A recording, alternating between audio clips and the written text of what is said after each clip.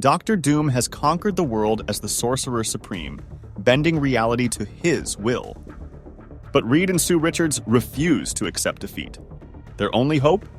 Traveling back in time to find a mystical artifact that could unravel Doom's reign before it even begins.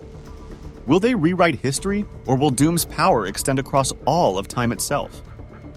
After claiming the title and mystical abilities of the Sorcerer Supreme, Doctor Doom has isolated his homeland of Latveria from the outside world and withdrawn from public view. For half a year, Reed has struggled in vain to unravel the secrets of the mystical barrier Doom has placed around Latveria. At last, Sue suggests they consult Dane Whitman, the Black Knight, due to his rare expertise in both sorcery and physics.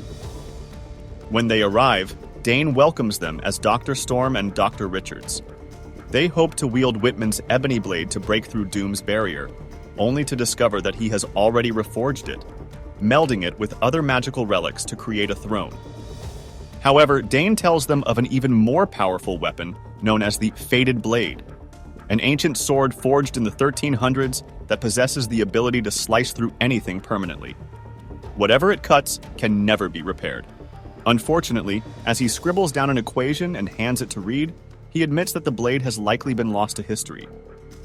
Reed studies the equation but sees only meaningless symbols, prompting Dane to suggest that instead of explaining, he should demonstrate the concept, one rooted in both magic and physics. This leads our heroic duo to join Dane on a journey through time in pursuit of the elusive Fated Blade. Upon their arrival, Sue and Reed quickly realize their powers are gone, only to discover that it's because Dane has magically transferred their consciousness into the bodies of two military officers. Disguised in these new forms, they gain access to restricted areas where they can conduct the necessary research to uncover the whereabouts of the Fated Blade. Their persistence eventually pays off when they pinpoint its location and use metal detectors to unearth the legendary sword.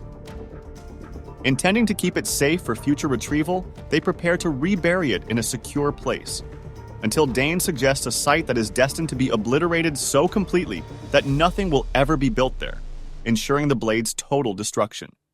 When they question his reasoning, Dane suddenly and ominously calls Reed Richards with a cold indifference and dismisses the equations he had provided earlier as meaningless, declaring that Reed himself is just as insignificant. Without warning, he unleashes a blast that forcibly ejects Reed and Sue from the bodies they had been inhabiting.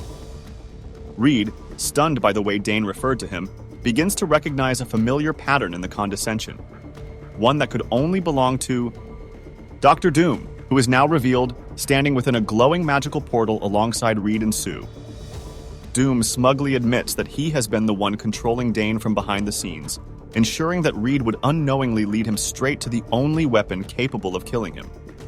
With a victorious smirk, he thanks them for their unwitting assistance in locating the legendary Doomblade, only to shatter it in an instant, eliminating the threat forever. When Reed demands to know why Doom has hidden Latveria and what he is plotting, Doom calmly replies that there is no longer any need for planning. His conquest was completed months ago. As Doom raises his hands, a mystical energy sphere begins forming around Sue and Reed, designed to end their lives. Sue quickly realizes that her abilities are useless in this astral plane, but as she remembers their last interactions with Dane, she senses that he was never fully under Doom's control, leading her to believe that the equations he had given Reed may still hold the key to their survival. In the next panel, we see Reed and Sue moments away from being utterly crushed. But just as their fate seems sealed, Reed remembers Dane's so-called nonsense equations, realizing too late that they weren't gibberish at all, but an incantation for a spell, something Reed has never attempted to cast before. Drawing upon everything Dane had secretly provided him, Reed takes a leap of faith and casts the spell. In an instant, the magic whisks them away, prompting Doom to sneer in disappointment, mockingly accusing Reed of fleeing like a wounded dog and scoffing that the Fantastic Four are truly useless. They land back in New York City, where Sue immediately acknowledges that Reed successfully performing magic is a monumental breakthrough. However, as they take in their surroundings, the weight of Doom's chilling words sinks in. His claim that he had already conquered the world was no empty threat. In the final panel, we see the reason for the fear written across their faces. Every massive billboard across the city now displays Emperor Doom's declaration of a global united Latveria, signaling the Marvel Universe's shift toward the One World Under Doom storyline. While some of the character dynamics felt a bit unusual at times, the story as a whole delivered a compelling and engaging experience. This issue was an absolute thrill, setting the stage perfectly for the upcoming arc.